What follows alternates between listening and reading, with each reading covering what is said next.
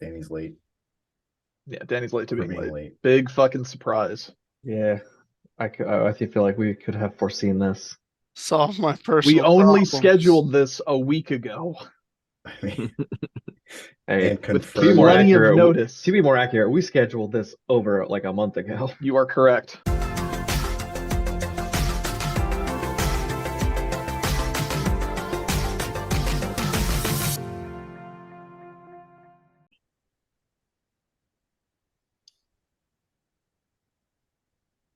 I don't have anything. I don't have an intro. I don't have You have a whole board full of funny sound effects, and you had us all Didn't- quiet for a second. Didn't you add some new ones? a Shakalaka! couple.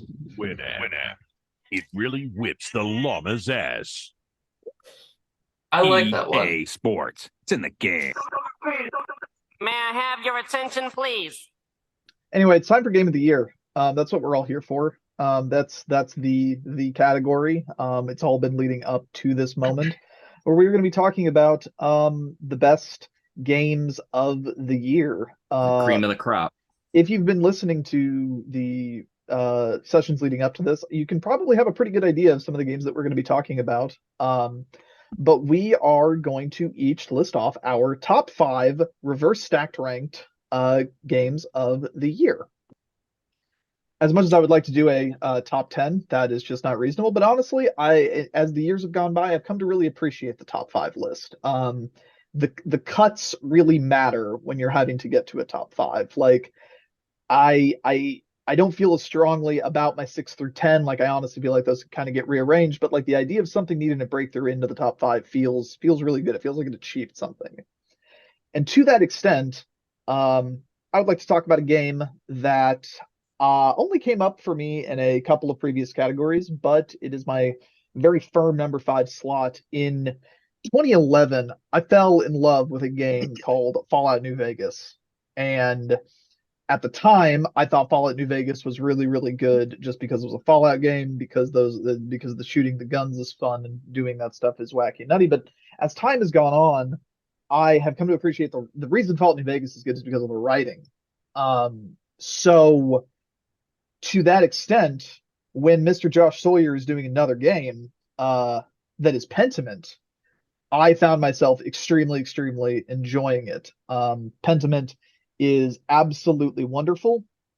It is the honorary. It exists in like a trinity of games that I would say like Pentiment, Disco Elysium, and Night in the Woods are all in the same vibe wheelhouse, and I'm super duper into it. It being on Game Pass is wonderful. Its art direction is super fucking cool. They got to do that thing much like Cuphead, where they show a game in like a little sizzle reel, and then it gets your attention with looking like old medieval type art. And then getting into it, they absolutely brought the motherfucking thunder on all of the writing, all of the story. It is an absolutely fantastic experience. I'm a huge fan of it and would highly recommend. And it's on fucking Game Pass. So that's absolutely wonderful. A great get for Game Pass. I love this game. It's absolutely fantastic, and I would strongly encourage anyone who is a fan of narrative-driven games to give Pentiment a check out. I think we will probably be talking about that one in a later category from my That's perspective. fantastic. It's that awkward thing of I don't want to talk too much about why the story-driven game is cool, because it would be spoiling it for people. Because it's driven by the story. Yeah, so I can't really talk about it that much, but it's really fucking good. It really Huge fucking brings the fan. Imagine Dragons song Thunder. Yes, it does. But to that extent, Ryan, what is your Dragon of the Year? My Dragon of the Year is dragging a bunch of disorganized pieces into nice, cohesive stacks and stuff. It is a Little to the Left. I really enjoyed it. I think it kind of sits in that unpacking's wheelhouse of just like satisfyingly rearranging stuff, but adds on a little bit more of like a puzzle element to it. So at least for me, it kept me pretty engaged throughout. But it was really good. I really enjoyed it. And it's got a cat that fucks stuff up. Hell yeah. Very realistic cat physics. Cat's a dick. Yeah. I mean, that's really it. It's just a bunch of satisfyingly like clicking stuff into place, and yeah, it tickles that part of your brain that's like, oh yeah, that's good. What if I don't want Nice. my brain tickled? Well, then don't play Little Left. Jason, tickle my brain. Shiver me Okay. timbers with your number 5. So my number 5 was Cult of the Lamb. I think this one could have climbed a little higher on the list if the bugs weren't holding it back. I played that game pretty soon after it released, and it was really buggy at first. They released a decent patch pretty quick that fixed a lot of it, but I did get to a point, I think on maybe the second to last like dungeon area, where I played like 3 really good runs, and as soon as I would go into the final boss section, it would just completely break. And then I have to start over. I did that like 3 times in one night and then just turned the game off and never turned it back on. I think if that didn't happen, it could have been higher. Because I really enjoyed it. It was, I mean, I like watching number go up. It's that kind of game. It's a good mix between a dungeon crawler that's not too, I mean, you don't have to get too into it. It's not too difficult. A couple of the bosses I fought were a little annoying. And then you just set up your little cult farm and train your minions to mine things and chop wood and farm for you. And then it's just, I mean, it was a kind of a goofy game where your villager cult followers ask you to feed them poop and kill each other and kill themselves. So it was really easy to get sucked in because you just wanted to like, okay, I want to see what I can do with one more day of my time. And then that day finishes and you're like, let's see what one more day can do. So I would sit and play it for an extra hour and a half after I meant to turn it off. Yeah, it's But a the brutal bugs- like the 5 bugs more killed minutes it. game. Yeah. You played it on Switch, right? No, I played it on PlayStation.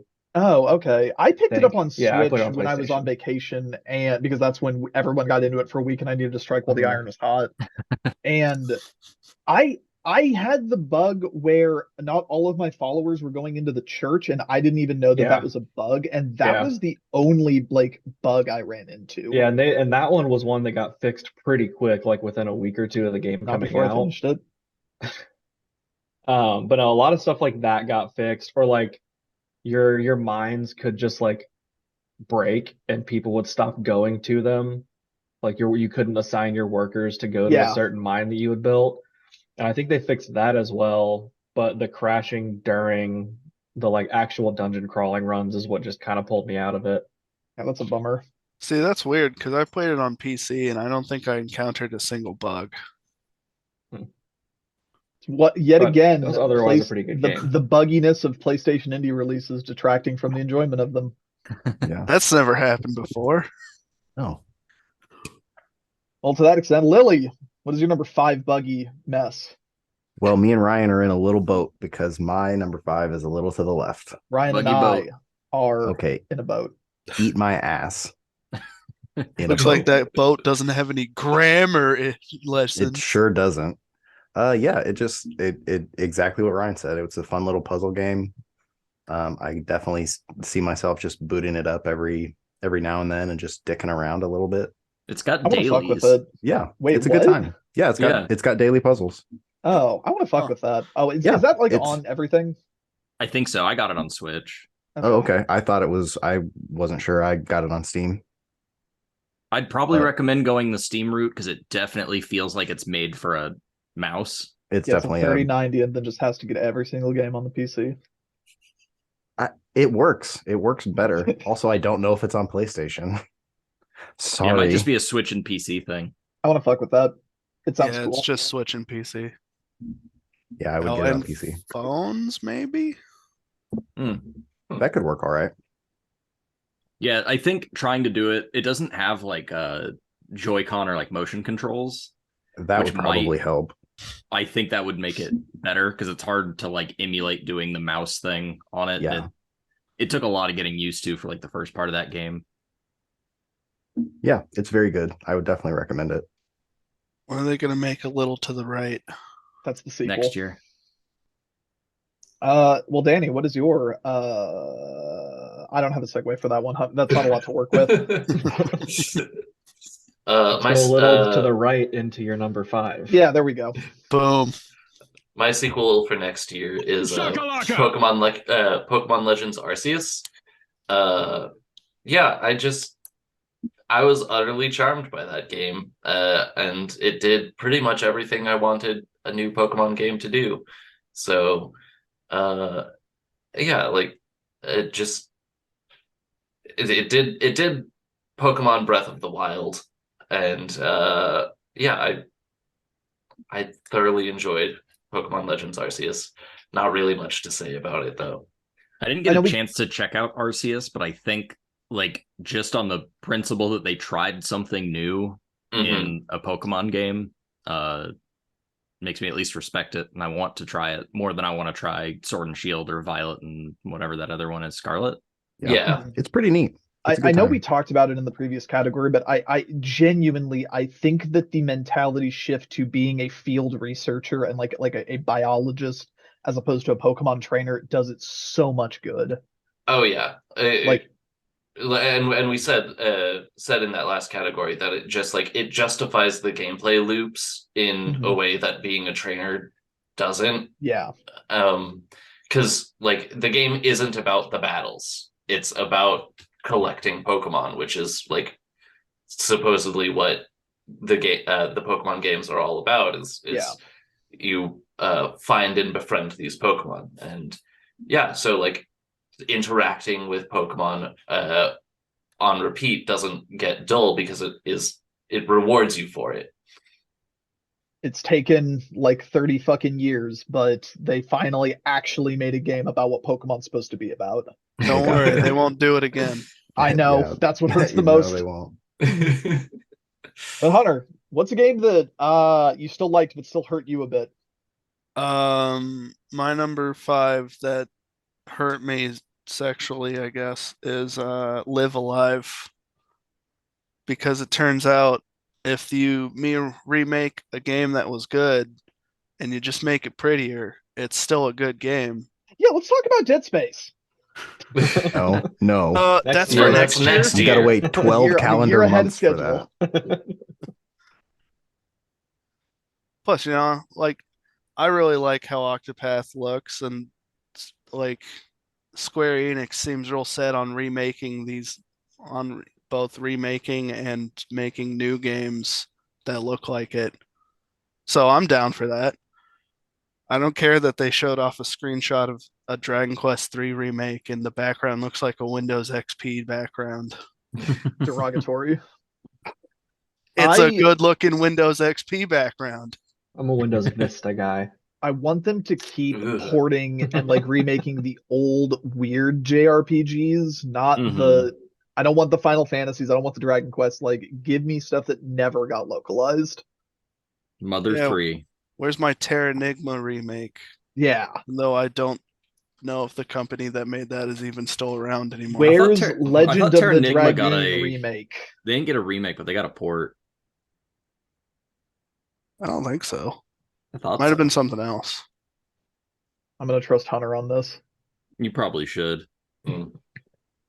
Well, that will bring us right back around into the number 4 slot. There are times, and I feel like I'm gonna say this about my next game also, where you can show me a game on like a teaser or a trailer or something, and I immediately know this game is going to be in my top 5 games of the year. It is calling a hell of a shot, but when you show me like a stylized, fast-paced action game that has a heavy emphasis on movement and shooting guns, I can just kind of say like, okay, yeah, I'll just go ahead and block out a spot for Neon White as my number 4 game of the year. It's only at number 4, and I think that I know we've talked the writing to death in this series of things, but to me it is bad, not bad, good. And I really think that that's kind of the thing that's keeping it at a firm number 4. I honestly think that if I had a better experience with the writing, it could clock higher just because of how good it feels to play almost every single level of that game.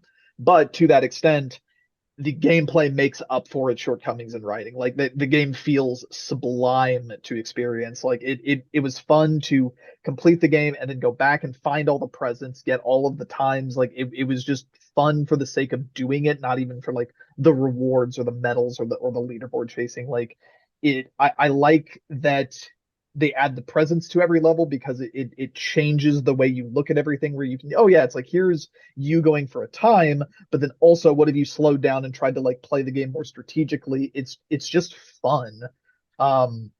It's unfortunate that what they lock behind the presence is more writing and not something better.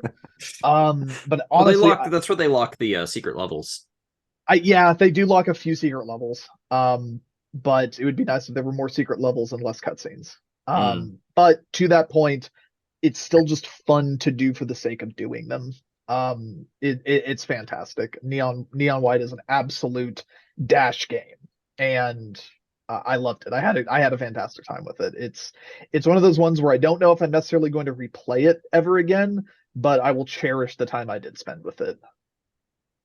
But with that, I will pass off. And Ryan, what is a game that you cherished your time with this year?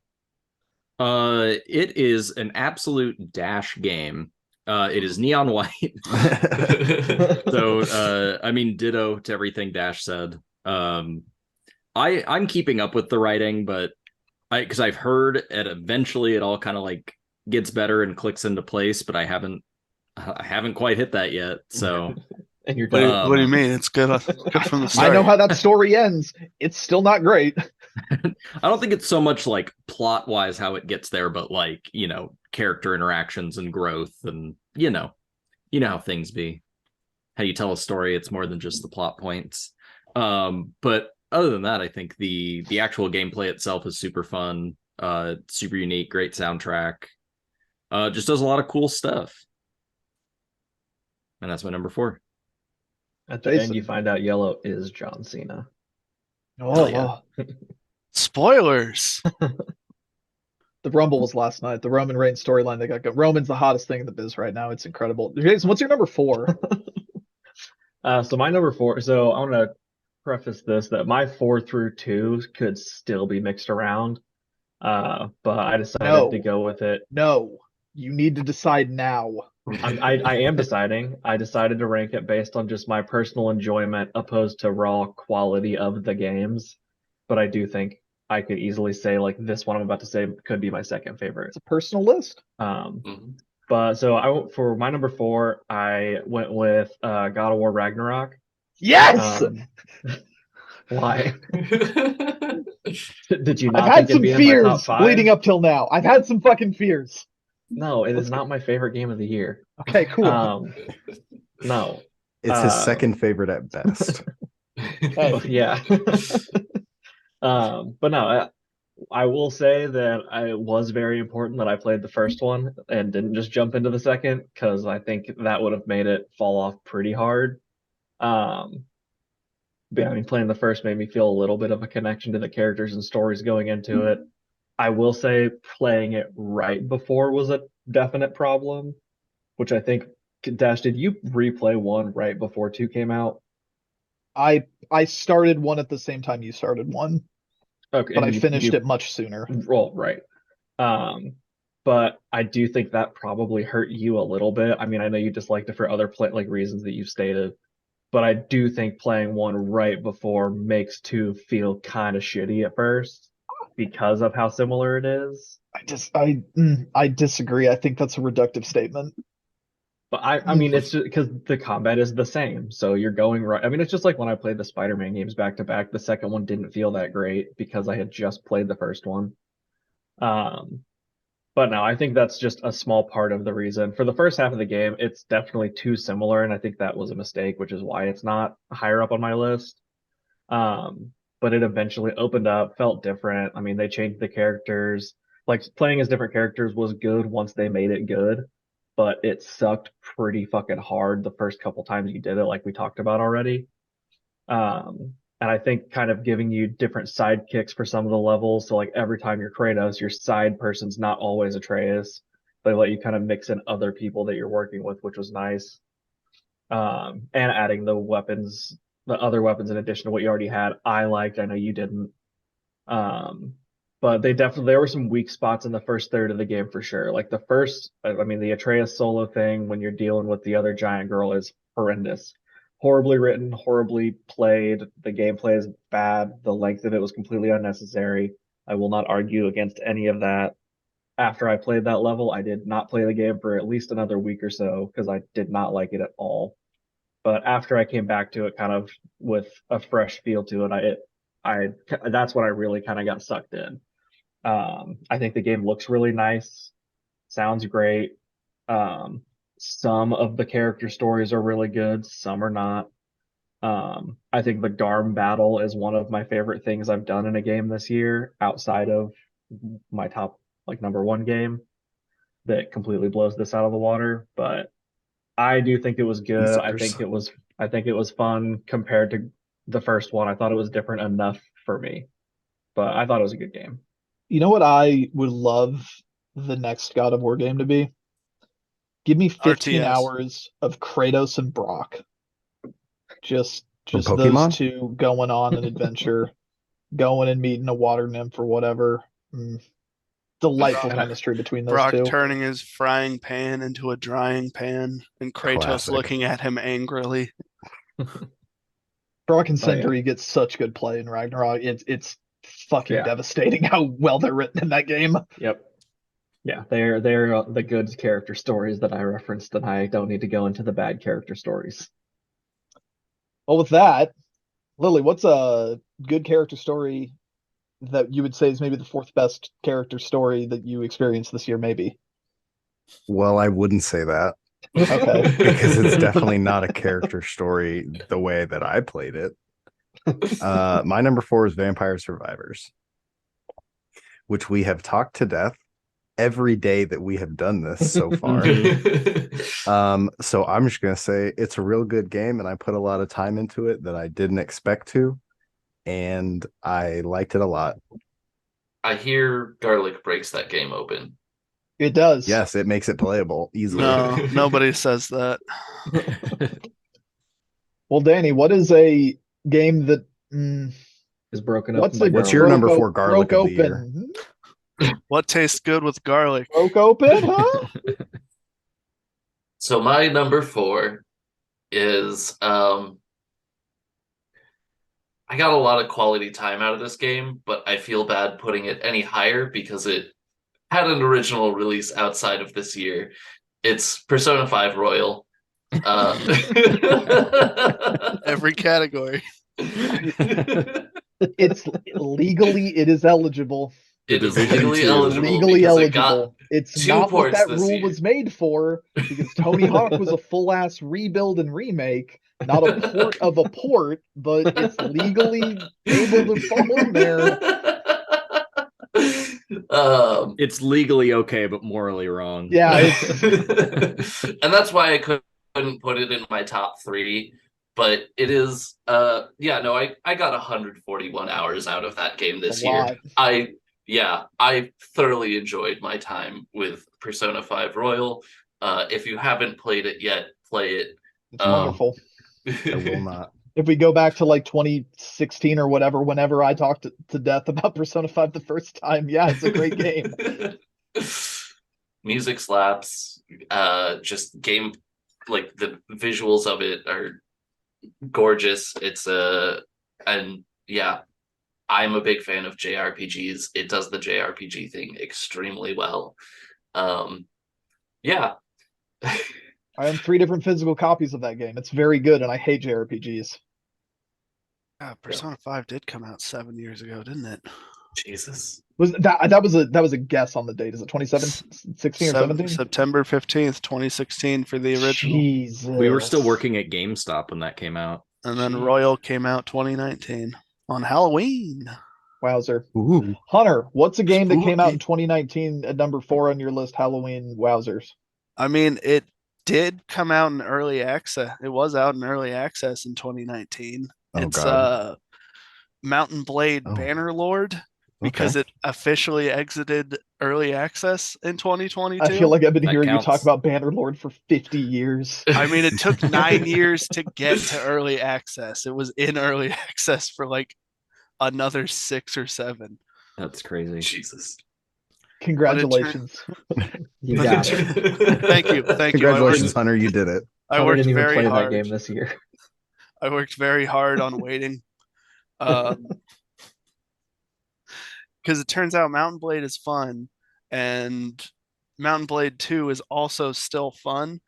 My favorite part is that for a while there was either, I don't know if it was a bug or just a secret, or during the character creation, where if you hit the R button, the R key on a keyboard, it would turn your character into a baby, but you could still use every item. So that made you pretty much invincible, since almost none of the enemies could hit you, since you're the size of a baby, but you're still using like claymores and shit. Hell yeah. The only Hunter, reason you and I live in different worlds. the only reason I didn't rank this higher is because for some reason I can never use mods because they just don't work. And modding Mountain Blade is like half the fun, because there are some that are just improve quality of life things, and then there are others that are like total conversions, like Lord of the Rings or Warcraft mods and stuff, or just like completely different settings but still set in the real world kind of deal. And that's pretty much all I got to say. Well, Mountain given Blade. our rules surrounding early access games, it is nice for Mountain Blade Bannerlord to finally get its time in the sun. Oh wait, actually I just remembered, horse Didn't come archers out are this still year. busted. Nice. Mm. You love it. Hey, horse archers in real. I couldn't fight a horse archer. Yeah, they're busting all over the place. Tell you But what. on the topic of busting all over the place, I think it's time to move on to the number 3s. Now we're getting into the real shit.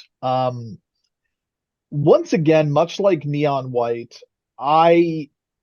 there is a type of game that I can see and just say that's a safe motherfucking bet. And this was one of those games. However, it rubbed up against the classic conundrum of, oh, do I want to pay $50 for that? I think I can hold off a little bit. And fortunately, another sucker here paid $50 for it. So I was like, cool. Once they finish it up and get tired of it, I'll just borrow it and play it, and it'll be wonderful. But and frankly, I probably could have seen this coming.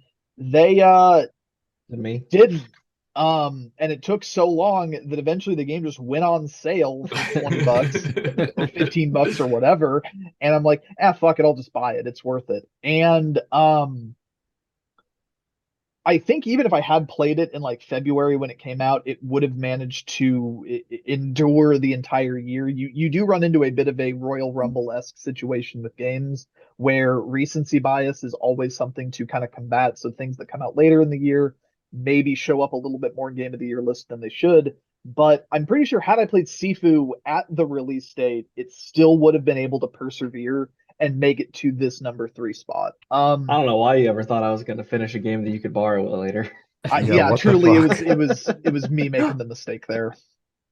Sifu is one of the best action games I have ever played in my life. It feels so motherfucking good to do anything in that game. I am really, really happy that they are making a like endless mode for it, coming up with that DLC and also giving it the Xbox port. Oh, hell yeah. Sifu is absolutely a phenomenal action game.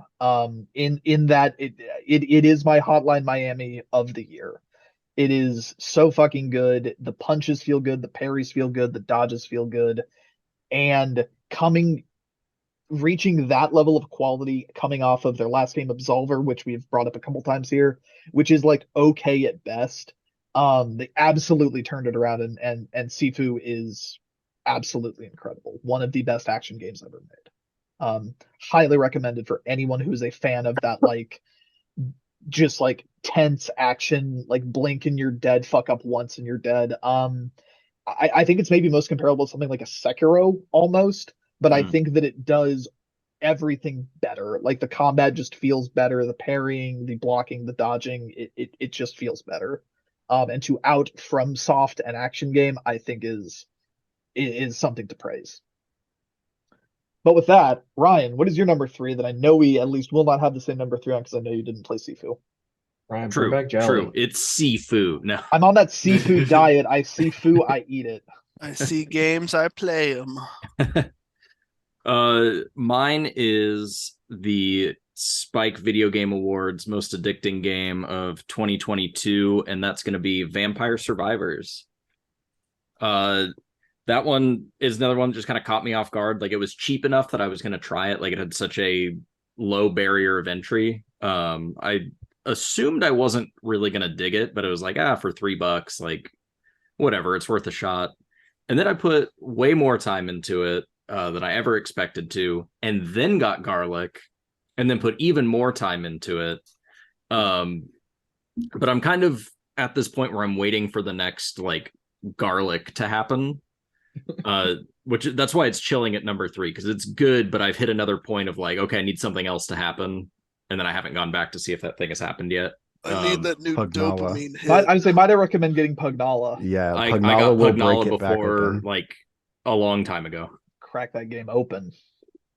I've had Pugnala for a long time. She's great. That's Garlic 2. That's Electric Garlic Okay, well, I Boogaloo. need Garlic 3. Yeah.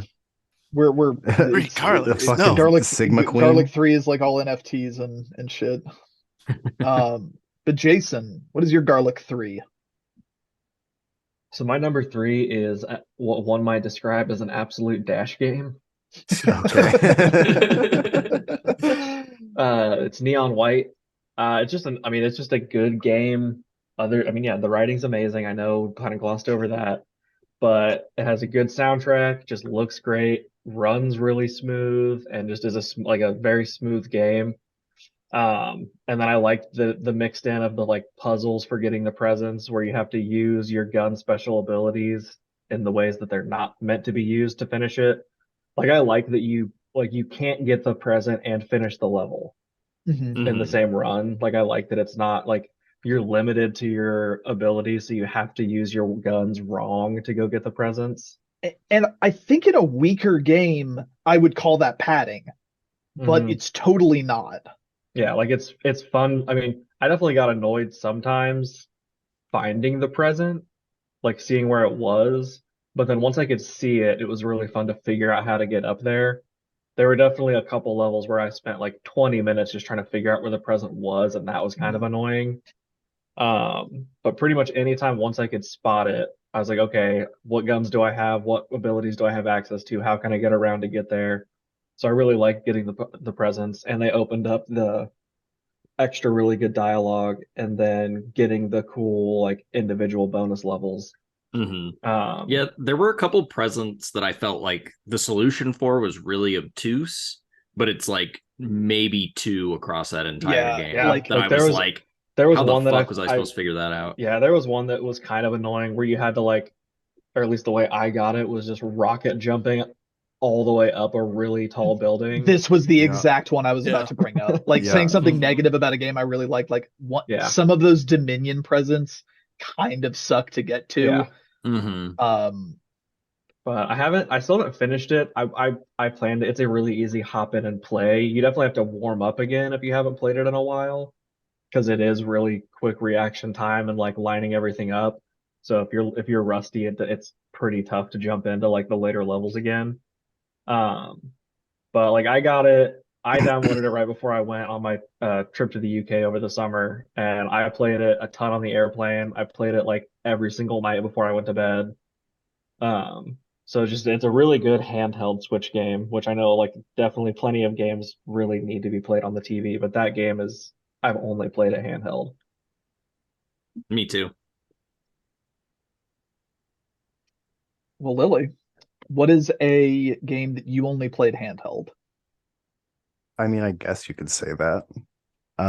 This is a game that I played on stream. This game made me $20.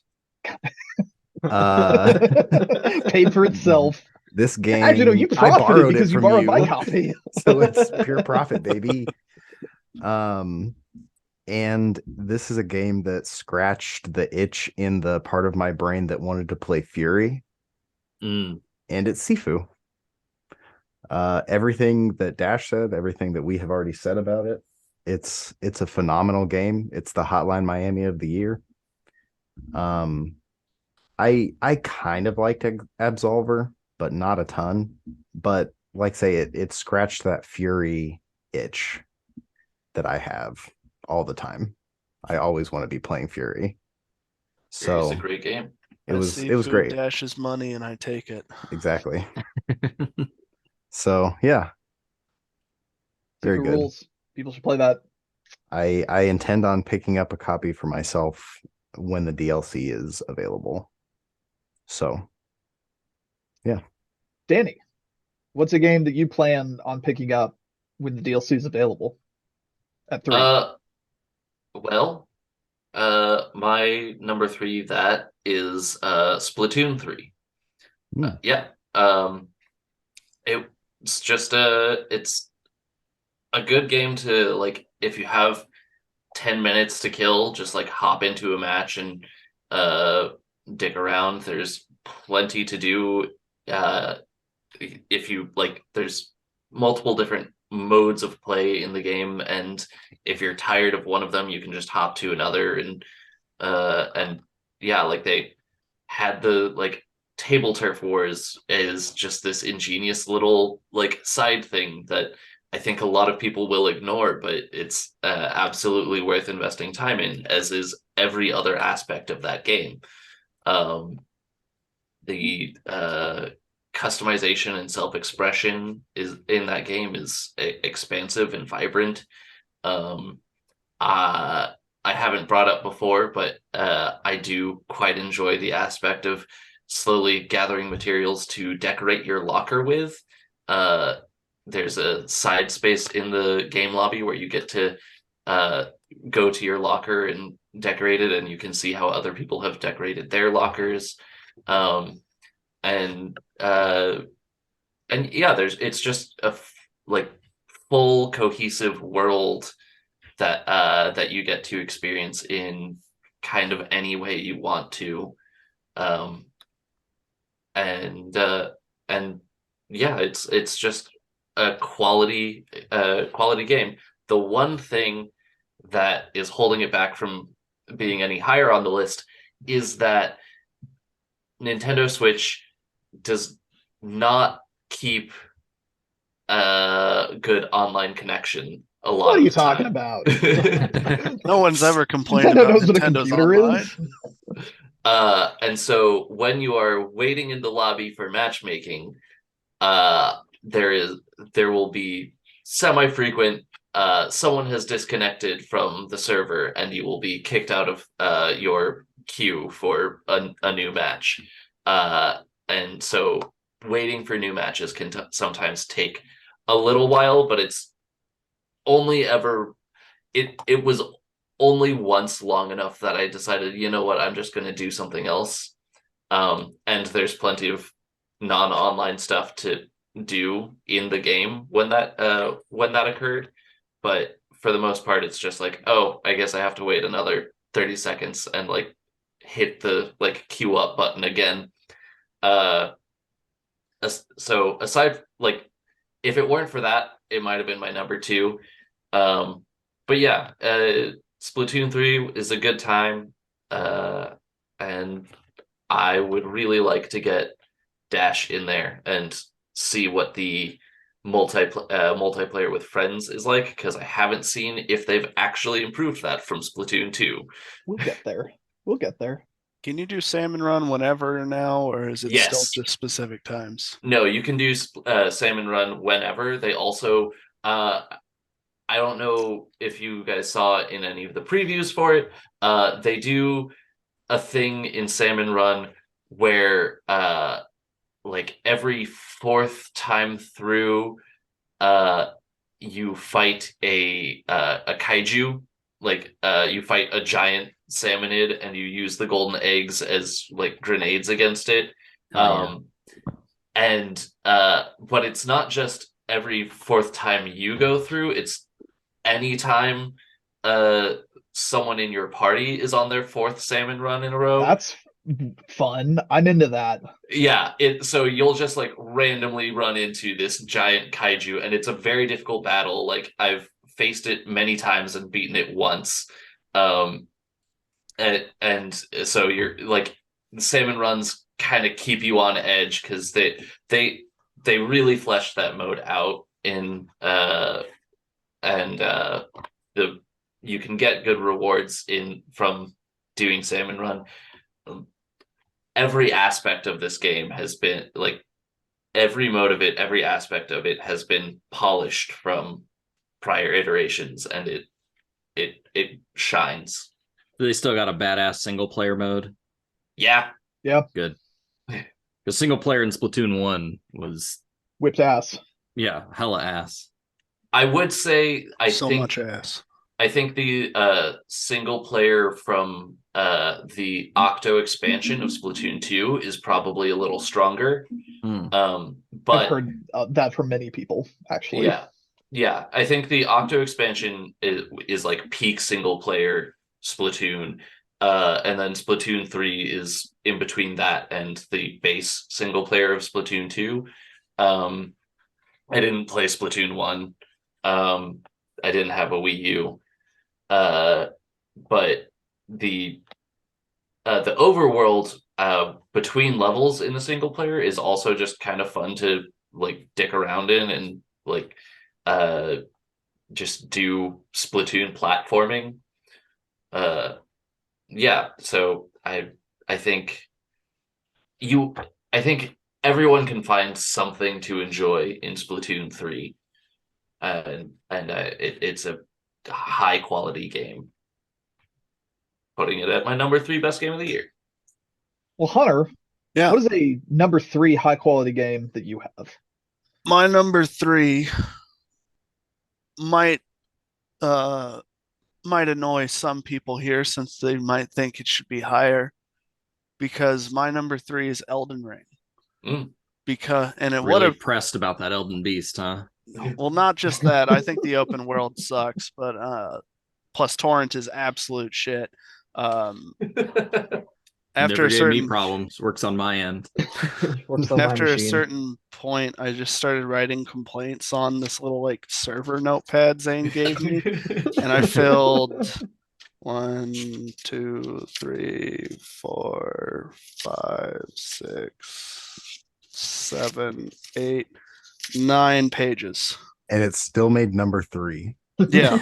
Wow. Christ. I mean, other than the open world being shit and all these complaints, it's still a good game. Like Sounds just like because the problem exists between the controller and the console. No, it was easy. Most of the game was easy. I had the most trouble with dual gargoyles. I beat Millennia in 4 tries. I've seen people spend Flex. like 12 hours trying to beat Millennia. I was like, this, like, yeah, she's a Sekiro boss, but she ain't shit. Number 3 is still good though. Yeah. Number 3 is still good though. Anything in the top 5? It's an honor Our just to be immaculate nominated. taste. It's an honor to be nominated for Spike VGA's Cyber Vixen of the Year. Well, my number 2 Cyber Vixen of the Year, I would be lying if I said there was not a period of time this year where this was in the number 1 slot. But also I have to like kind of stop myself. Jason showing us his dang, number Jason. 1 slot. I was trying to see what was behind my laptop monitor on my main monitor. Was it some kind of boogin? Okay. That's a secret. I think it was porn. I caught myself, obviously, by the time we get to the actual thing, to like lock these things in, and let's be reasonable here. But my number 2 is a game I 100%ed 2 times this year because it's incredible. And on a significant number of other years, I think that it would take a number 1 slot pretty reasonably. And again, there was I had a bit of a crisis of faith at one point, and it was sitting in a number 1 slot, but it is Vampire Survivors. This game is evil. It is weaponized dopamine and serotonin releases. It is It's wired. that game from TNG. Yeah, it's the TNG game. It is a game that directly gets wired into the pleasure center of your brain in a way that is goddamn devious. Number go up. The numbers go up, the sounds go boom, the enemies die. Again, it's come up every day in that we've done recording, at least in some regard, and I don't necessarily think there's anything else to say about it at this point, but it's incredible. And I say this as someone who openly loves clickers. I love positive feedback loops in games. I'm playing a lot of fucking Destiny 2 right now, gearing up for the new expansion. I love this game is like, sure, I say Neon White's a dash ass game, but like this one is a committee of my brains had to focus, test, and create a game. Would you say And it's a it's tight little Vampire package? Survivors. Is it a TLP? It is. They put a bunch of just Castlevania in it for like really no reason, and I know Because I keep harping on Castlevania is that. cool. Yeah, but it's just like if that is such a specific set of references and things to appeal to me that it's just so fucking cool. Like, yeah, all of these weapons are Castlevania weapons, and you're having all the like the super fun time with all the Castlevania stuff. But what if we put Bayonetta in the game? Like, what if we just put a really good fake Bayonetta in the game? Like, wouldn't that be fun? What if you can unlock like a bunch of Castlevania bosses as playable characters? Wouldn't that be fun?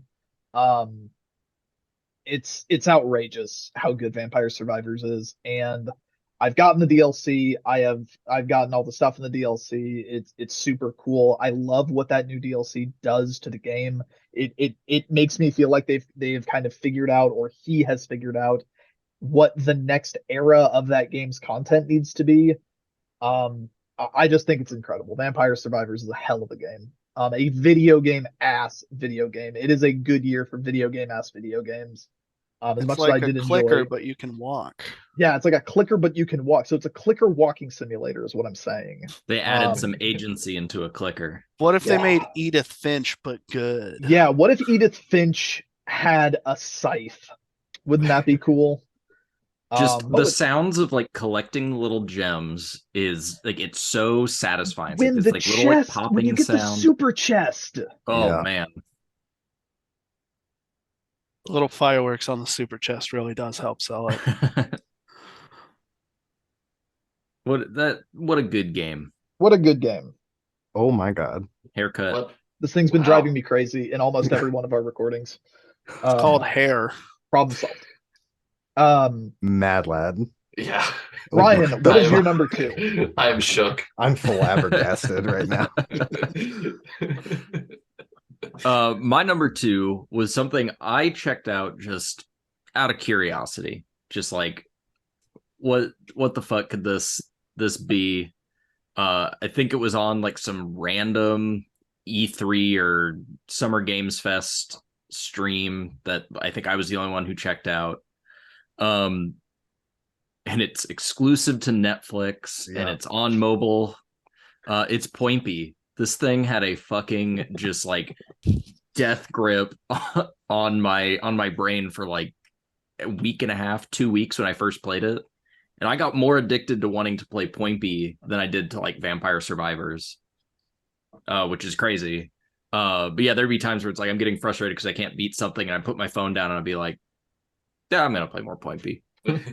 Once I resub to Netflix, next time I do that, I'm planning to hop into Poinpy. You very much sold me on it. Like I I love downloaded that. it. I downloaded it, Yeah. but I haven't booted it up yet because I I'm didn't just want to trying. go find my mom's Netflix password again. I think I did end up like preferring it to Downwell. Oh, The That's- graphics that's are a high little praise. bit different. Yeah. I mean, I Stand played it back. more than I'm Downwell. I beginning beat to it. point. Yeah. Poinpious. Yeah, once like because it's one of those games that like it doesn't like fully reveal itself to you. You have to like learn it. Similar to like Downwell, where it's like the moment you realize like, oh, I need to be building combos, it's like, oh shit, I can do a lot more in this game than I initially thought. Much like Downwell. Much like Downwell. Yeah, I want to fuck with Poinpy. Once I get like a Netflix subscription again, I am planning on fucking with that.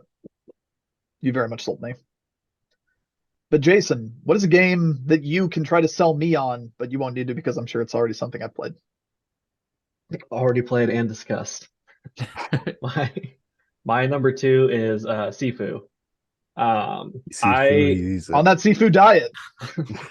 That Never was a get game this joke. I was I kind of hate this sold joke. on it. I was sold on it after like the first really brief preview that was put out. I don't know why, but just I don't know if it was just the visuals because I remember the first preview wasn't really much.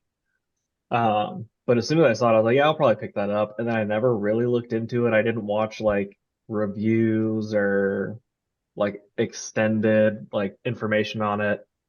But it felt amazing immediately. It really sucked me in. It definitely is a little too hard for me, so I haven't beaten it. And I haven't been willing to really like beat my head against a wall to get through it.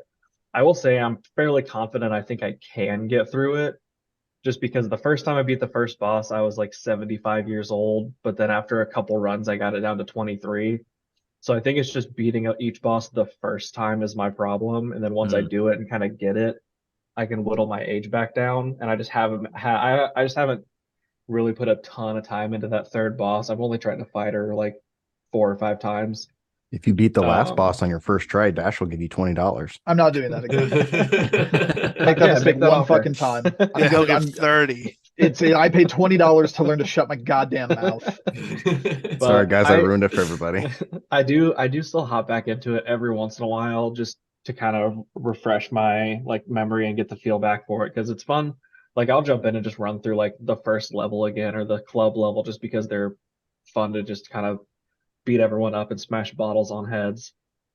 But I do think one thing that kind of set me back on it and that didn't keep me playing is just like nobody played it.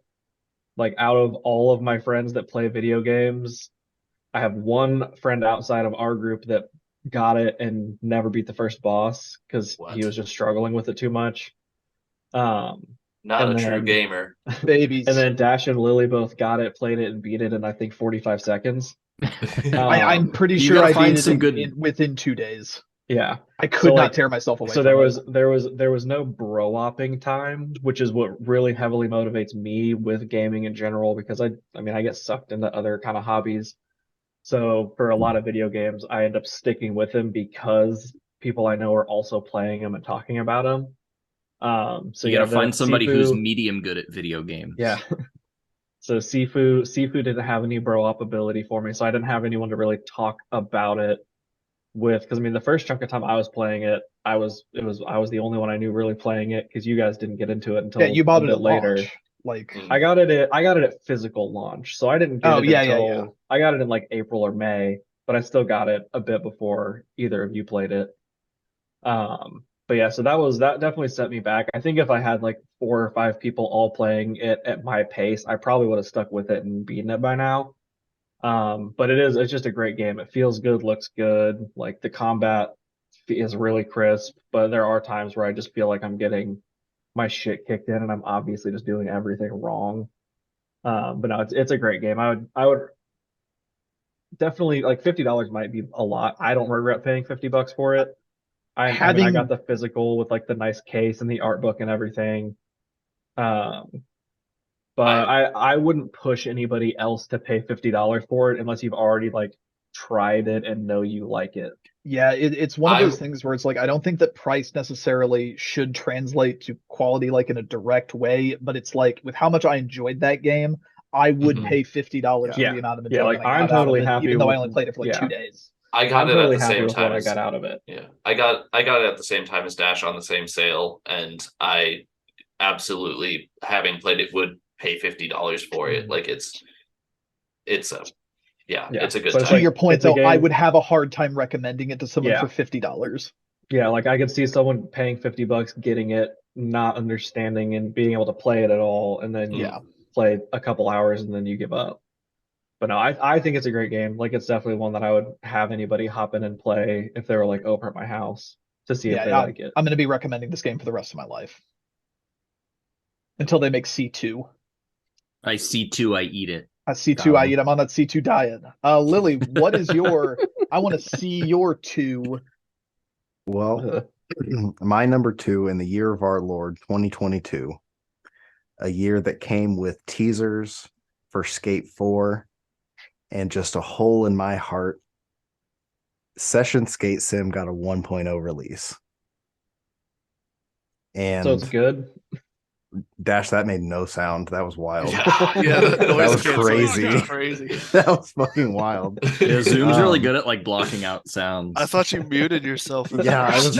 I was kind of shook. Hit me. Yeah. Yeah, Session Skate Sim. It's not perfect by a long shot. But All it has to be is better than Skatebird. Yeah, and boy was it. New bar. Holy shit. Like Looking it's at still a kind of wall is better than jank. Like Skatebird. the missions don't give you the best explanation of what they want you to do or where they want you to be necessarily. But it is a skateboard game. It does the new skateboard game thing where one of the control sticks is one of your feet and the other control stick is the other foot. What? So yeah, it's really fucking cool. Danny, Rather that's a skate thing.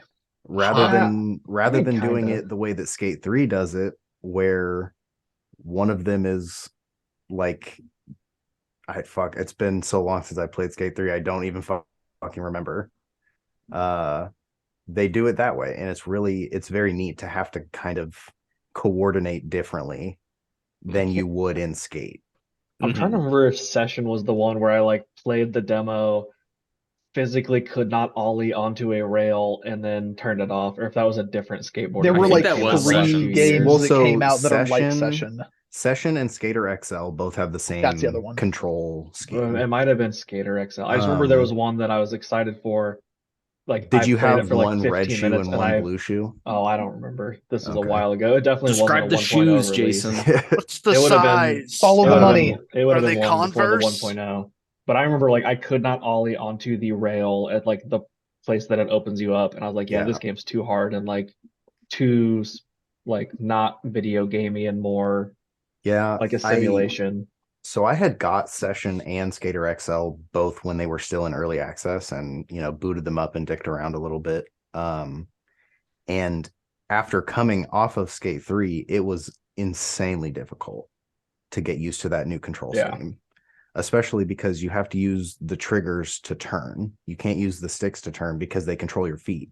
Oh, So like if you use the left stick to try to turn, it moves whichever foot that stick is connected to. I want to So try it, but I feel like I'd hate it. So what I did was because Session got a 1.0 release, I figured there would be like a whole tutorial thing for it. And there was. Oh, So I just booted it up and went through that. And it's the fact that it makes you do the tutorial thing of like ollie up on this thing, grind this rail, do a kickflip, do a varial. Like it worked really well to get my brain in the headspace of like, okay, this does not work the same as what I'm used to. Is This it is on completely like all different. the things? I think I don't so. know. I It probably has a physical copy also, I'm pretty sure. yeah, I might- I played it on Steam, but See, the way I'm you sure it said that does. made it Things for sound cheap. like there wasn't going to be a tutorial. Yeah, you definitely like I set know, that right? up. but yeah, it there was, and it was very helpful. So if you like a game that does the skateboard thing, but you want it to be a little more involved, Oh yeah, it's on everything, I would Well, not definitely Switch. recommend it. but it's on like PlayStation and Xbox. Yeah, it probably wouldn't do very well on Switch, I'm gonna be honest. I might see if it's on like a decent sale at some But, point and check it out, yeah. because I'll sell my soul for another good skateboarding game. I mean, I know Mhm. Skate 4 might someday come out maybe, but Yeah, but yeah, it fills the void that EA has left with all of us. And I think it Leave does us. that thing pretty well. I'll leave Dash, us. fuck Got off. it. Ollie, like the jumping, like the You other could see reindeer. the gears in Dash's head turning, trying to work on a joke like that. I like By the reindeer Session, reference. I eat it. I'm gonna no comply over to Danny's number 2. Pop, shove it, Danny. Pop, shove it, Daddy-O. All right. Well, my number 2, if Neon White is a Dash ass game, then I would say Sifu is a Danny ass game. It just does everything I want in a game. I think the comparison to Sekiro is very apt. And having played through Sekiro like 3 or 4 times, Oh yeah, you're the Sekiro fan. I'm the Sekiro fan. The one. Sekiro's a good game. No, I like Fucking- Sekiro's fine. One might call it the 7th best game of that year, but like I forgot that one of us really liked Sekiro. Yeah, no, I think that was my #1 game of the year. Sekiro whips and Sifu whips in a very similar way. Yeah, no, just like, to be fair, I have not beaten it. I got it at the same time as getting like 4 or 5 other games. The rookie mistake. Yeah, and so I was like, okay, I'm going to just like blaze through this in a weekend, and I want to savor this a little bit more because it is exactly up my alley. So I'm going to just set it aside, be not good at it anymore, and come back to it. Speaking of, I think it's about time I go back to Sifu. Yeah, so I've been like saving beating that game because I enjoy it so much. Yeah, like Sifu, you eat it, but you hold it in your mouth for a while to enjoy the flavor. Yeah, Yeah, you're getting hungry again. Real flavor saver over here. Hunter, what's a no. game you want to? Oh no, yeah, no, I had really nothing left to say about it. I just that I fucking love Sifu, and it is right up my alley. Danny It's a just great wanted game. to make another Sifu I eat it joke. Yep. I 'cause Sifu, I savor it. I love that. I love that joke so much. Hunter, what's a game you want to put in your mouth? Neon White. Anything on Yeah. the Switch. Well, as wanna long put as it's not the Neon- physical Switch copy. Yeah, I was pretty sure you were going to say Bitter. Neon White. Because again, the writing is fantastic. The gameplay is fantastic. The soundtrack's fantastic. I think Dash doesn't like the writing because it's like looking in a mirror. Mm. He is Sasuke. I'm going to step in as a producer here and say, Hunter, talk about Power Wash Simulator now. What? What if it's his #1? No, Yeah, no, you no, no, don't- no. That's why I'm That's the telling him to point. talk about Power Wash Simulator. It's yeah, it is. Do the rest Because of us have the same No, number shut up, one shut is up, the Jason. Just question. Hunter, talk about Power Because- Wash Simulator. Oh my god, I didn't expect it to be so good. I just expect like I downloaded it expecting to be like, yeah, this will kill like an hour or two before I get bored, and it's so fucking good. Holy shit. I It's like installed it for you. it's It that consumed a lot more perfect- of my life than I expected it to. Yeah. Like- yeah. We've mentioned like the sound effects and stuff, and Vampire Survivors just hit that perfect thing. Like that's the whole game of Power Wash Simulator is the perfect just hitting that dopamine receptor, and I don't know why. It's just super relaxing, but also like there's one fucking level where you're just cleaning a disgusting British bathroom while some guy is texting you. He's like, yeah, I bought this place. I'm thinking about turning it into a club, so I need you to clean it. And it's just like, oh, this is so fucking nasty, but I can't wait to see what it looks like clean. They should add smell-o-vision to that. Make it Plus, 4D. here in Yeah. a couple days, they're adding 5 Tomb Raider levels. Yeah, I Good. like. I don't know what the Good. fuck is up with that. It's because they're both published by Square Enix. I legitimately didn't realize that was a Square Enix publishing Didn't joint. either. Like, I I think feel like they've everything I hear about Power Wash Simulator, every new thing is Yeah. just like, I'm pretty Like, sure this isn't Power true. Wash Simulator is actually Frog Fractions 4. Yeah. like as far as I've seen, the new Tomb Raider levels, one's going to be an obstacle course that she has. I think one is a Jeep, and then there's supposed to be 5 levels. One is Can you the clean the outside of the kitchen? manor, one is the inside of the manor, but like the trophy hall. So there's like a big T-Rex in there too. It's like, oh, I can't wait to fucking spray out that T-Rex's mouth. Yep. Get that 000 nozzle and just give it a good hose down. Hunter, do you have it all out? I think that needs more levels too. I would. Okay. There was a bit with Viscera cleanup detail where they did like Shadow Warrior levels and Oh like, yeah. Christmas based levels, I would totally be down with levels based on other games than just Tomb Raider or like Gotta watch seasonal a levels and Chocobo. stuff. Exactly. I would love 'cause some extra imagine- like smaller levels in Power Wash because I feel like as I'm playing, like they just get longer and longer on each Oh one. yeah, no, that's What's- totally true. There's one level near the end where you have to clean an entire like subway terminal and it took so long because I think the you last have- one I did was cleaning the old people's house, and I think it took me like multiple hours. And I was like, I can't play a level longer than this. that's one I've of been the on the shorter fire levels. helicopter forever. Okay, there's good news. Power Wash Simulator is getting put on Switch and PlayStation on Tuesday, so now we can all play it and talk about it next Goaty. Look, Hell it's yeah. I have it installed. It's on Game Pass. I installed. Hunter. I will admit that Hunter has piqued my curiosity. Oh, I've had it about installed for months.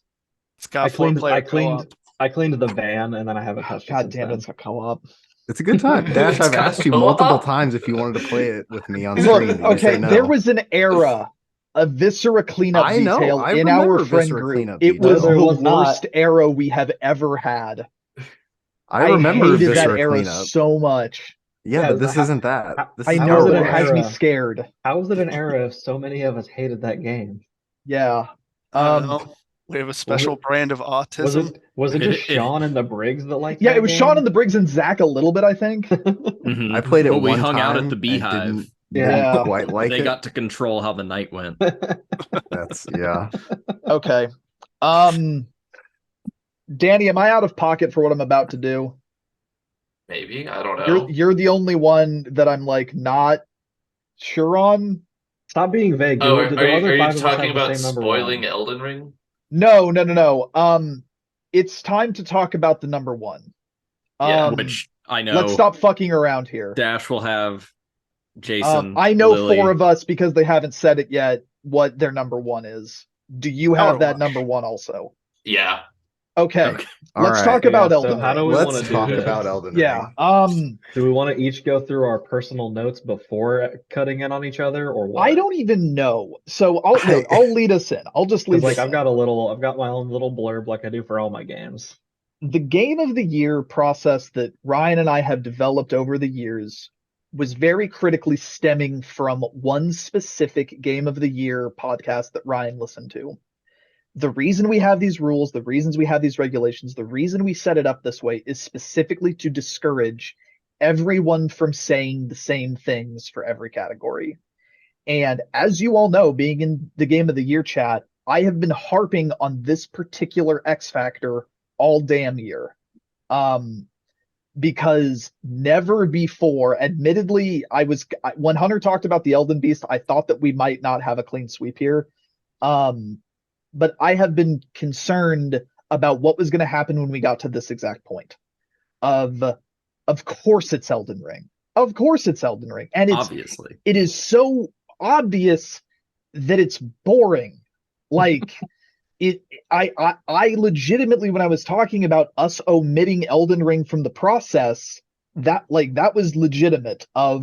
We just do a dedicated Elden Ring cast, and obviously the point we've gotten to now of the way it's popped up in all the other categories, like you could make the same argument Vampire Survivors would be omitted at that point, and then that doesn't feel right either. But when we're talking about the top 5 games of the year, you can't just omit one because of near universal agreement. Elden Ring It's is one of universal. the Everybody that has a camera on like that game, we're the only ones here. yeah.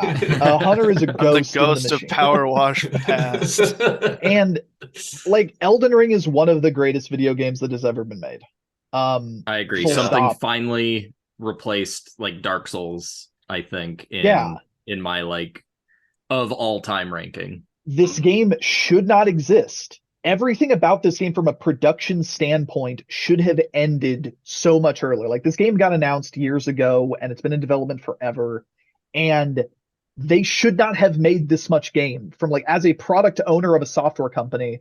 They should have released this game ages ago. Like there is no logical reason for that game to have as much content as it does, to be what that fucking game is.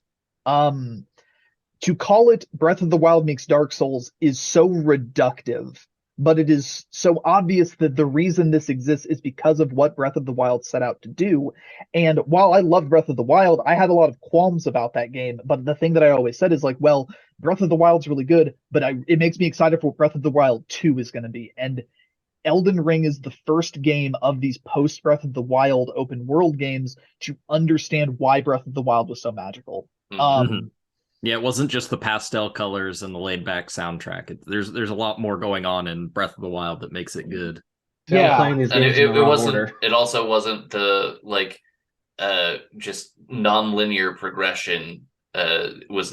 Was also not the only thing that made Breath of the Wild good. Yeah, and but also that goes to one of the classic quote unquote problems about FromSoft, like Soulsborne games, where it's like, okay, I get stuck playing this boss or whatever, and I can't progress. Well, in Elden Ring, just go do something else.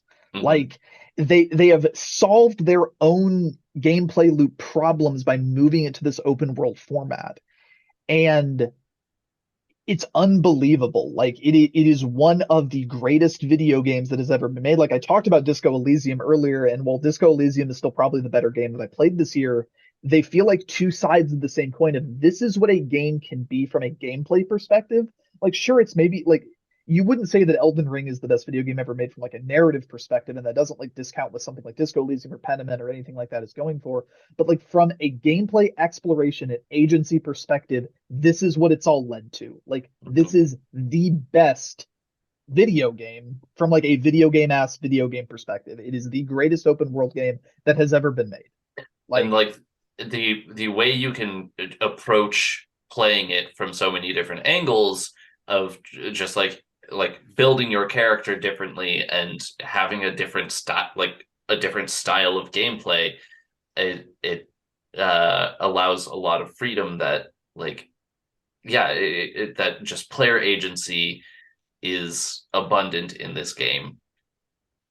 It feels like everything that like I like about FromSoft games just like expanded and iterated on in like really interesting good ways. Like I really like all the the lore and all that stuff of all the FromSoft games, but this one it's like the world feels like lived in, and like you look at something and you're like, oh, I wonder what's up with that, and you find out something later and you're like, oh shit, that makes total sense.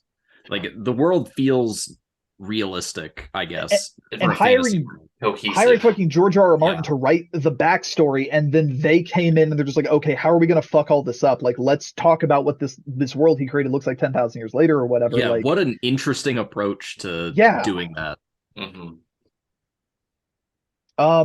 Jason, talk. You talk. Okay. But yeah, no, I mean, basically all the same stuff you guys are saying. You guys have way more kind of opinions on the history of the studio, because again, it's my first real FromSoft game. But one of the big things for me, like I mentioned in other other parts of this list, is like people I know playing the same game as me, and this game having such mass appeal and being, for a game that is very, I mean, has really difficult parts, being still really accessible because you can get help on things you're struggling with. You never like, as long as you know people that are playing it that are also at least decent at it, you can get help and kind of limp through it and continue to progress. This game to me, it felt like Animal Crossing did in 2020, where like if you play video games, you were playing this game. Like every single person I know that plays video games played Elden Ring. Like everybody in our group of friends was talking about it for months. All of my like other video game playing friends were talking about it for months. So there was just like, if I knew someone that played games, they were probably playing it for a while, because I mean, outside of Dash, people didn't beat this game in a day. But so it was really enjoyable that it was constantly being discussed outside of actually playing the game, and that's what kind of really keeps me engaged in something. Is that like I would go out, like I go to trivia night once a week with a group of friends. All of them were playing Elden Ring, so we were always like talking about it every week, like where everybody was at. I was getting on PlayStation almost every single night, and 4 or 5 of my friends were all online in a group chat playing Elden Ring. So we could hop on, just kind of bullshit about where we were at, like what we were working on in the game. We could jump into each other's games and help each other out. So it just had a lot of staying power for that reason. Because like even though I played it really slowly, like put 75, 80 hours into the game over the course of, I mean, probably 3 months of playing it for my one playthrough, but it stuck with people so much that all of my friends that were way better at it than me were just playing it for a second or third time still. So like even though I was still on my first playthrough, my friends that had played it 3 times and beaten it 3 times were still dicking around on their character. They would hop into my game whenever I needed help with a boss. Where like if that wasn't the case, I guarantee I don't beat the game. Like if I'm playing it solo by myself, I don't finish that game. I definitely beat a handful of hard bosses by myself, but like I played the Elden Beast for like 3 or 4 hours and by myself and couldn't beat it. There were a couple other bosses that I ended up just like I would get pretty close and be like, yeah, I think I could beat it if I played long enough. I'm just gonna get help now so I can keep going forward. But then there were a few like Radon I wanted to beat by myself, so I beat that one on my own. Um, but no, that was a big thing for me is just like everybody played it and talked about it constantly, which just made me enjoy the game beyond the actual gameplay and like environments within the game. It's kind of funny you talking about it as a social game because like I still have it as my number one, even though like I was a little strapped for cash when it came out, so I waited until I could get it on sale. And by that time, all the fervor had died down. There was no one playing Elden Ring, so it was entirely a solo game for me. And like again, like haven't beaten it yet, but I made steady progress, and it is so satisfying to be able to go through and just like bash your head against something until you best it. Like I'm going to solo that entire game at this point, and I do think I am missing something from not having that social aspect of it. But Disagree. it is as someone who soloed that game on the other end of the spectrum, it's fine. It's fine. Like I was going to say, like that's a testament to its quality of like it can be this social experience, but it is also a totally quality game played entirely solo on your own, and I think that is a strength of the game. Of that again, like you can play it in multiple different ways and still have a phenomenal time with it. It is a testament to it is that vibe, and I know I talked about this during Moment or Sequence, but that like playground rumor vibe of the game where you could just make up anything about it and I would probably kind of believe you. Just the amount of shit in that game. Like I beat the game like what 2 or 3 times, and then there was a time like Ryan and I were like playing, and he like Ryan and I played the game almost entirely co-op together. I think so, yeah. At least like the back half of it. I just enjoyed hopping in and playing with Buddy. And since you can do co-op outside of the bosses, we just kind of spent a lot of time, like especially up in the Altus Plateau. But like Ryan is off exploring around after we get into the main like big city, and then he's like, have you seen this building over here? And I'm like, wait, what are you talking about? And he's like, you should go back to your world and you should go over here and you should check out this fucking building really quick. Like this is another moment that has really stuck with me. So I was like, oh yeah, I always meant to walk back to that one when I was exploring, but I kind of just forgot to over and over. And you go in it and it's the Round Table Hold just in the overworld. But it is the same moment of when you go to the old workshop in Bloodborne, where it's like, or when you find Firelink Shrine in Souls 3, any of those things where it's just like, oh, this is wild. And like, sure, it's a trick that they've used before, but it's still so cool. And I just completely missed it. I don't think I ever saw that. Yeah. And that's what's so fucking cool about it. Like, I love seeing, as someone who's been harping on Dark Souls since fucking like 2013 now, I totally see how we got to this point. Like you can see the route of Demon Souls to Dark Souls to Souls 2 to Bloodborne to Souls 3 to this. Like you totally see the through line. And they did it. Like also Sekiro, like there are elements of Sekiro. Yeah, like even Sekiro, you can see how that informs it. Yeah. Like Sekiro is kind of off in its own little world compared to the normal Souls board games, but you still see the lines. Lily, do you have anything like at risk of doing the thing I've wanted to avoid for years with this fucking podcast, like, do we have anything else we need to get out? I part of the reason that I enjoyed it so much is it was the first Souls game that I was able to kind of solo my way through. Like, I've not been great at Souls games before. I've never been able to kind of get through it on my own on the first playthrough specifically. Like, now I can play Bloodborne like it's not a problem for the most part, but We'll get there. yeah, we'll get there. We'll talk about it. It's fine. Everybody subscribe and ring that notification bell. Yeah, hit that button. Donate to the motherfucking Patreon. Yeah. It's real good. I really enjoyed the Spirit Ashes. That I thought that was a great addition to the game. We barely talked about the Spirit Ashes. Oh my god. I know. There's just I so know. much to They talk put about. co-op There's in so that much of this game fucking without game. you needing to have co-op. I know. I know. I had the Mimic Tear Ashes as an honorable mention for tool or weapon, but they're all fun. All the The Spirit only Ashes man are I fun to use trust and is dick around myself. with. Yeah, like especially if you have two weapons in each slot, 2 left hands, 2 right hands, you equip one of them, have the Mimic Tear come out, and then swap to the other loadout. So you've got kind of 2 different sets of weapons going into the boss fight, or That's smart. whatever the thing is. I thought that was really fun. Yeah, Elden Ring, it's a good ass game.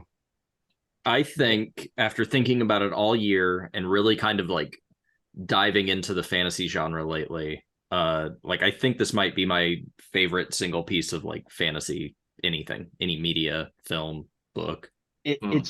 It's just so good. It would it's like, yeah, I like Vampire Survivors, but like get real. It can't not be Elden Ring. I mean, I thought it was crazy because there was definitely a point in time where you were openly saying Vampire Survivors was your number one, I thought I was like, there's no chance that sticks. Like you're sucked into the moment. Like Vampire Survivors is great, that's what I mean about the recency but- bias, where it's like you go and you take an objective look, and it's like, come on, like let's be reasonable here. Like this has been locked in. It's been my number one. I think it was the first new game of the year I played because it came out in like January, February, and it was the only thing I played for like 3+ months. So I mean, it was locked into my number one. I obviously, like, if anything came out that was better that I liked more, I would have jumped it. But like, how can you? I opened up the game of the year list and I like typed this in when I was only like maybe 5-10 hours into it. I was like, yeah, this is the best game I'm gonna play this year. Hunter, go fuck yourself. I was gonna say I can read some of the stuff I wrote on my little complaint. Now I'd prefer it if you didn't. Hunter read all 9 pages. I would prefer it if you didn't, because I think that this can work for Jazz Session. Yeah. Producer, content creator brain is turning. I can talk about Power Wash some more if you want. I want to play it. Unless anyone else has anything they want to say about Elden Ring that we haven't already said, I am fine with drawing Game of the Year to a close. I do have a new thing about Elden Ring that's not in this booklet. Here's How a old is complaint. the ring? Elden. It doesn't matter. If it's Elden, it's got to be pretty old. It's so crazy that before this, no one has thought to make a game about an Elden Ring before. Like, it seems so obvious in hindsight. I will do a quick shout out. I will burn through these. I do still make a top 10 list for my own purposes of record keeping, and I would just like to say A Joke That's Worth 99 Cents at number 10, Stanley Parable Ultra Deluxe at number 9, Roller Drome at number 8, The Quarry at number 7, Kirby at the Forgotten Lands almost clinched that top 5 spot. Ryan, do you have a 6 through 10? Because I do as well. The only thing that didn't make it was Signalis, which I put on there and then didn't make it far enough in to have, I think, a valid opinion on it. So I crossed it off. Same. Yeah, because my 6 through 10 are all games that I really enjoyed. They just weren't. I mean, they weren't cracking the top 5. Yeah. My 10 was Tinykin. 9 was Kirby. 8 was Somerville. Really? 7 was. I really. Hang on. What? No. Jazz sesh. Okay, Yeah. whatever. 7 was Stray. 6 was Vampire Survivors. Is Did Somerville that? Did you not like Somerville? I just think those games are nifty. It's fine, but okay, whatever. I just didn't play that many good games this year. Is Somerville the thing by the Limbo and Yeah. Inside people? Okay. Limbo One Inside person. Guy, not Yeah. the Whatever. studio. Whatever. Yeah, I thought it was fun. It's not amazing. Like it's not a game Mud I walking would simulator. I would replay Limbo and Inside before I replayed Somerville. But I think it's fun. If this was a top 11, Tinykin would probably be there. Yeah, Tinykin. I had a note on Tinykin that it's like things about this game could have probably made like categories if we did a top 5 instead of 3 on some things. Yeah. But it as a game wasn't going to make my top 5. Danny, do you have something? Because I got something. No. I want to give a 6. I want to give a quick shout out to Fire Emblem Warriors for the main character making everything worse simply by existing. Cool. Hell yeah. Not really what you do in the best game of the year category, but whatever. I think it's a But marvel. that could be a narrative thing. Yeah. Which is cool. Well, with that, it's an honor just to be nominated, and we appreciate all of the games about Elden Rings that came out this year. Join us next time, and we will be doing our kind of outro wrap up of our 3 kind of little minor categories, and we will see you then.